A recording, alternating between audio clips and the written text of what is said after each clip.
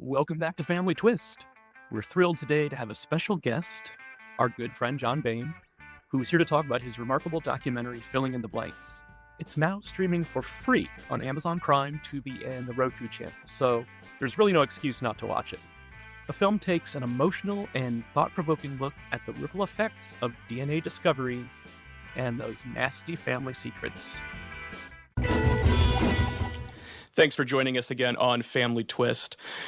We would like to welcome John Bain, writer, producer, and director of the documentary Filling in the Blanks. Welcome, John. Thank you for joining us. Thanks for having me. I had the chance to watch, and first off, I just want to say congratulations. I know you've worked in behind-the-scenes video production for a long time, but to be able to make your first film is truly an undertaking that I think many of us just dream about. So congrats on that. I appreciate it. Thank you. Thank you. It's hard to believe. It's like a dream. Yeah, and it's a very, very compelling documentary, and I think it's important that it wasn't all, because it's a heavy subject matter, and we'll get to that in a second, but I appreciated the moments of lightness in there as well. I think that's important. It's something that we try to do on this show as well, because we're talking about, a lot of trauma, anger, emotions all over the place with everyone's stories. And I've always used humor as a defense mechanism or as a way to de-elevate situations. So thanks for doing that in the doc. Sure. Yeah. I mean, you kind of do it speaking from the heart. Right. And I like to use humor too to sort of help process the whole experience. Sure.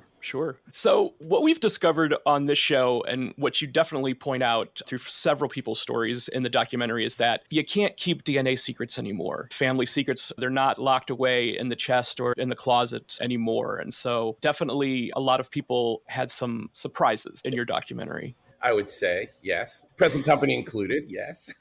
Right, exactly. So you get to a point where you probably didn't think there was going to be any kind of family shocks, but your father was very adamant about you not taking a DNA test. Very adamant. And it came up very randomly, as you know. We just did dinner, his birthday dinner with some friends in 2018. And they were just talking about how they took DNA tests as part of adult education at the University of Miami. I mean, they all migrated to Florida. They're all from New Jersey originally. That's just what people do. So we're at dinner and they're talking about how they've learned about their heritage. And I said to my dad, I want to take one of those, because his mother was adopted. So I figured, I know I was raised Jewish and I think I'm all Jewish, but maybe there's something else in there. And he just sat there with his lips pursed. We were talking. I was talking to his friend about it. His friend's name is Eddie. And we were going back and forth. And my dad just turned his chair to me and said, I don't want you to take that DNA test until I'm dead.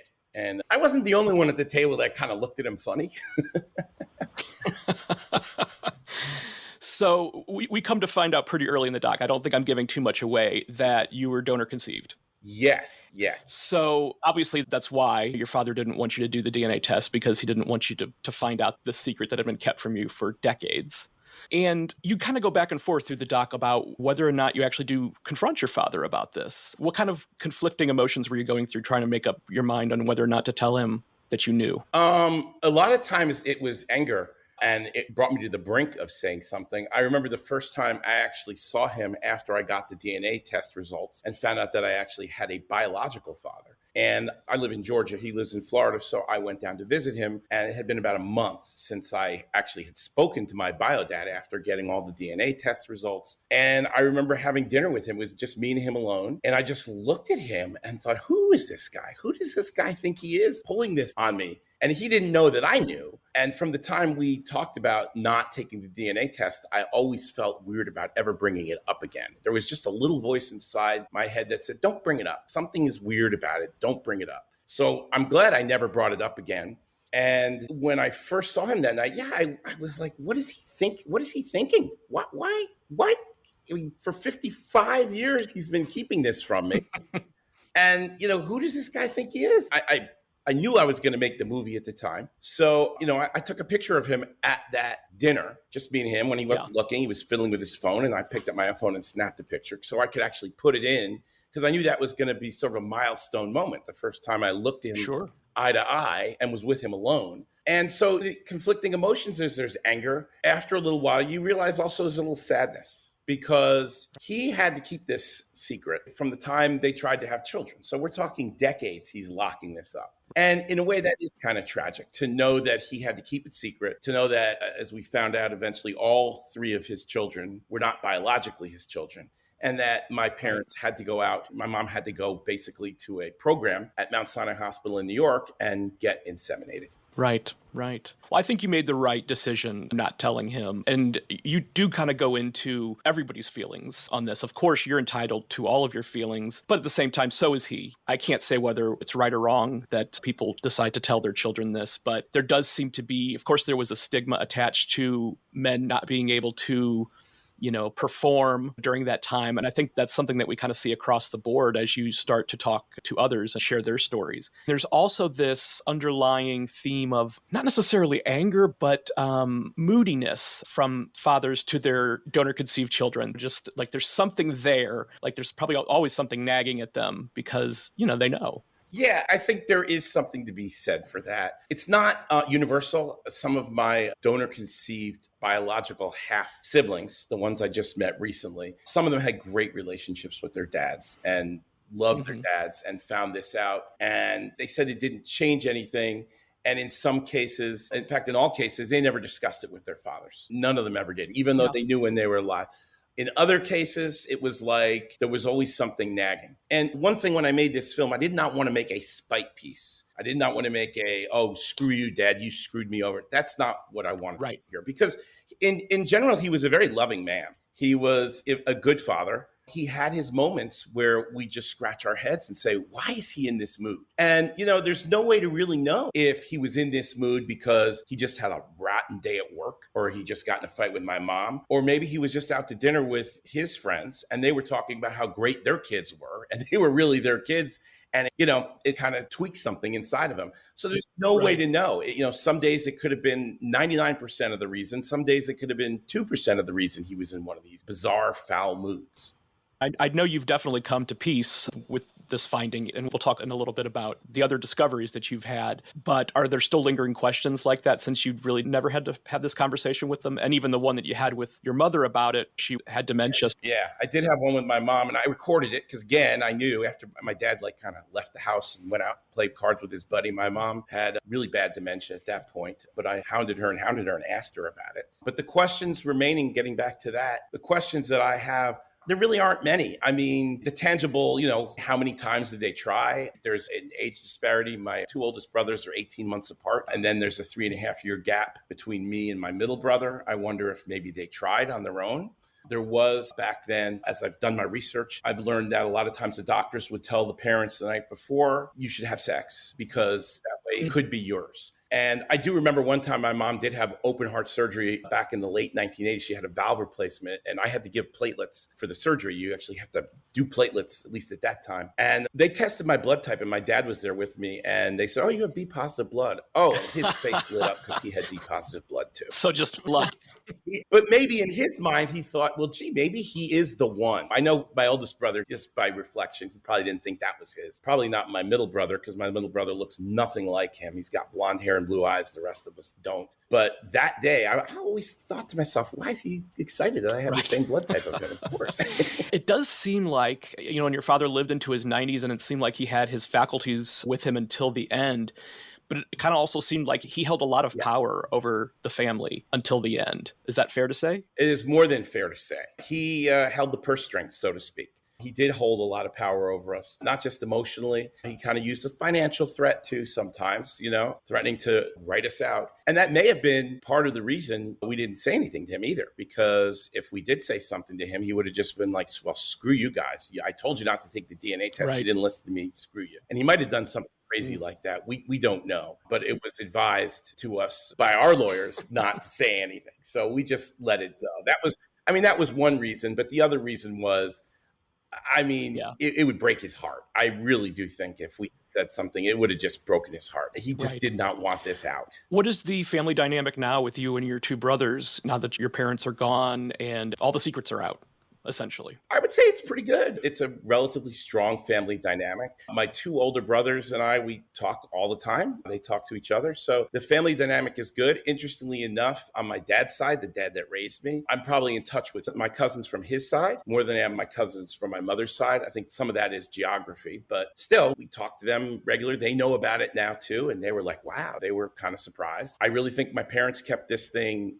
locked, like under seal. I think they kept it sealed, locked airtight away, and put it away in a vault where nobody would ever find it. Was there any hesitancy from anyone in your family about you making this doc and putting all this out there? Surprisingly, there was no hesitancy from anyone. Yeah. The support was, I was shocked. Even on my dad's side, I figured maybe from my cousins on his side, his sister's kids, they might be a little offended. No, everybody was like, it's a great idea. Go for it. My brothers too were go for it. And on my mom's side, the cousins who I spoke with, same thing. The support was incredible. Also from my donor conceived side, my bio dad and the several siblings that I speak to in the film all were willing to participate like at the drop of a hat. I couldn't believe it. So when did you decide that you wanted to pursue a relationship with this newfound family?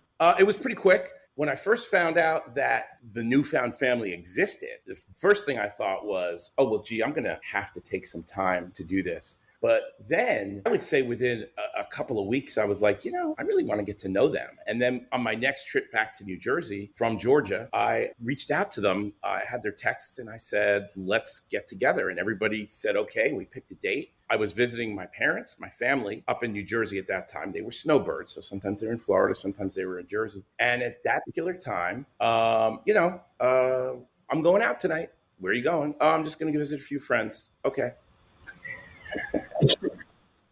Nobody knew.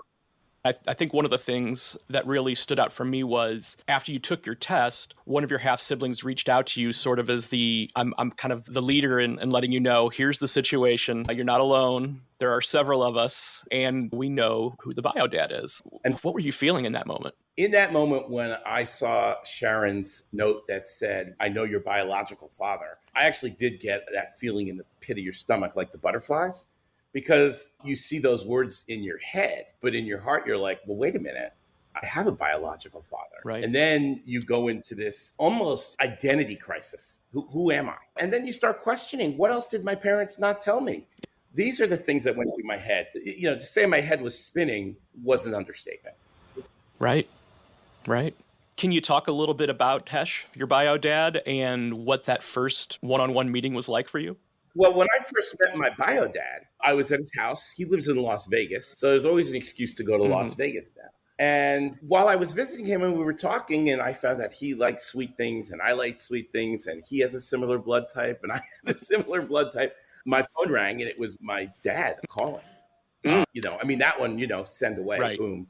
And I called him later. Right. He knew I was in Las Vegas because I was actually going to do a job out there the next day for work. But I went like a day early to meet bio dad. And, again, at that moment, there is a little bit of, well, gee, I've got this one thing on the phone and then I've got this other guy right in front of me. And you just realize how unique and bizarre of a situation it is at that moment. Yeah, I can only imagine what was going through your head at that time. Oh, yeah. I mean, it's crazy. It really is. You always think, oh, this isn't the kind of thing that's going to happen to me. When you hear these stories, I heard these stories before I found out that I was one of them. And you never think it's going to happen to you. And even when I first started telling this story to people, as I was processing it, in the middle of telling it, I would just blurt out, I can't believe I'm talking about me. I will say that, again, my dad that raised me definitely had a captive spell on me because I was feeling a little bit like this trip out to Las Vegas was more of a guilt trip. I felt guilty. I felt like I was cheating on my dad a little bit. And I knew that if he knew that this was happening, it would break his heart. I mean, it would break his heart. I mean, he would get pissed off too. That's a whole other issue. But it would just hurt him. So I actually had to put myself ahead of him, which is something I needed to learn to do in life a little more. And I just did it. But yeah, on one hand, I felt a little guilty. But on the other hand, after I met Hesh, I was really glad. It was good to look into the eyes of the person who is genetically the person who you come from, or one of the two people you come from. And it was good to get to know him. When you're 54 years old and somebody says, oh, you remind me of your dad, for most people, that's like, yeah, of course. But when you're 54 years old and you're just meeting this bio dad for the first time, who also happens to like sweet things, who also happens to have, I have like no hair on my legs. It's just one of those things. He doesn't either. And you start to see these things and you start to see these similarities at 54 years old with this new information. It's a little bit of, it's a thing. Right. I don't know how else to describe it. When you're a kid, oh, you look like your mom, you look like your dad. People hear that all the time. But at 54, when you really meet the person who is your biological father, and you start to see these physical characteristics that are the same, it's a very unusual feeling. I bet. Can you talk a little bit about how he became your bio dad and his interesting story? Oh, yeah. Here's the nutshell Reader's Digest version. Obviously, my parents must have found out they could not have kids a couple of years into the marriage. So my parents went to a facility at Mount Sinai Hospital in New York. These were not like official. It was sort of a gray area when you could not have kids. There was things we can do. You don't really talk about it. So Hesh, my bio dad, was a med student at Mount Sinai Hospital, and he, like many other med students, was a sperm donor. He was paid a very handsome fee of $5 per donation, which today would be about $46. One of the more touching moments in the documentary is when you are able to introduce Hesh to one of your half-siblings' mothers, and she gets the opportunity to thank him for providing her with such a wonderful human being. Yeah, and that was a moment that was, people who work in this industry say, "Oh, did you set that up?" Really, I did not set it up. The only thing I did do was call Hesh and say, "Are you going to be home today between whatever, 1 and 3 o'clock? I want to call you and put you in the movie." Didn't tell him why. And as far as the mother goes, who we interviewed, who obviously was the recipient Hesh's sperm at the time, we didn't even tell her. We just said, "What would you say to Hesh if you could meet him?" And she said, "Oh, I thank him." And then I said, "Oh, well, let's do that." And then I called Hesh, and it happened. It is a moment. It was great because that was my donor sister's mother. My donor sister was present there. And it was very nice to see her mother be very thankful in front of her. And that got me thinking that, as angry as I was at my parents for kind of keeping this secret, not kind of keeping it secret, but actually keeping it under wraps, I realized that they went through something too. And I realized that at the time, they were probably under a lot of pressure from their parents being good Jewish children to have children. And my mom was the oldest sibling, and she was the last to get pregnant. And her sister was 8 years younger than her. And my cousins are all older. So for my parents, it must have been a real thing. And when I saw how happy Laura's mother was at that moment, I realized that my parents must have had some kind of happiness and must have been thrilled that they were able to have children and figured out a way to do it. Was it the most moral, wonderful thing? Should they have been more honest? Yeah. But at this point in my life, I figured, they did the best with what they had at the time. Do your brothers feel the same way? Yes. My oldest brother, Eric, I would say probably had the most contentious relationship with my parents for a number of reasons. But I think part of it, in all honesty, is because Eric had kids right away. And in some ways, my dad would almost outfather Eric sometimes. And we never could figure out why he would do that. Now we know why. And it affected Eric's relationship with his children as well. But both my brothers are okay with it at this point. My brother David, who's my middle brother, he knows who his biological father is. The biological father is not interested in meeting David. David says he's not interested in meeting the biological father because he already had a father. And David and I kind of go back at this. And I'm like, "You want to meet your bio dad?" I said, "You do." I said, "I cannot tell you why, but I can tell you that I think if you had a chance to meet him, you should." But right now, the gentleman who is also like way into his 90s, the gentleman who fathered David, is not interested in meeting any of his bio kids. Eric had the same issue too. In fact, Eric, none of his donor siblings, the bio dad, he has reached out to them. He's sent emails, registered letters, phone calls, nothing. Oh. Well, as of today, the documentary is available for people to watch. Where can they watch it? In a lot of places. We got it on Apple TV Plus, Amazon Prime, YouTube, Vimeo, Vudu. And then if you have cable TV, most cable TV providers are providing it on demand throughout the United States and Canada. Wow. What are your plans next? Is this the end of that story? Are you opening a new chapter or? That's a great question. We'll see what life throws my way. So far, it has an interesting way of throwing curveballs. Sure. I learned about 4 or 5 years ago. We'll see what's next. I'm open to anything at this point. I'll keep working in video a little bit, doing my TV production.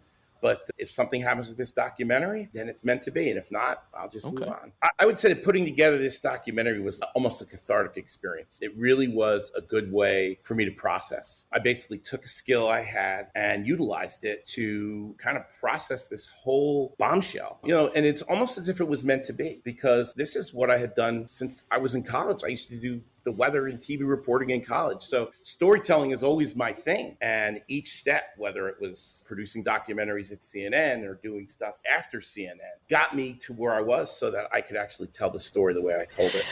I think that's so important because this was your outlet. This is your media. This is your way of getting the story out there. But it's done in such a unique way that I think it's going to be helpful and healing to others. I think anybody in the donor conceived world, the NPE world, should give this a watch. And especially if they're early in the process and have those feelings of anger and sadness and misunderstanding, that they'll be introduced to several people who get to share their stories and how they're dealing with the discovery. And it turns out that right after I finished this, we found another match for a donor sister. And she was so glad. She said, "Oh, this is just like a movie." And I said, "Well, speaking of," and I sent her a link rough cut, but she got to watch an earlier version. But she said she kept watching it over and over again. She said it was great to see it. It really helped her. So when I hear that, it makes it all worth it. Well, we're happy to help push it out and get the information out there for people to find it. John, thank you so much, not only for taking part in the show, but for making this film.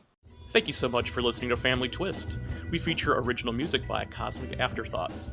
And Family Twist is presented by Savoir Faire Marketing Communications. Check out our website at familytwistpodcast.com for blog posts and all of our episodes.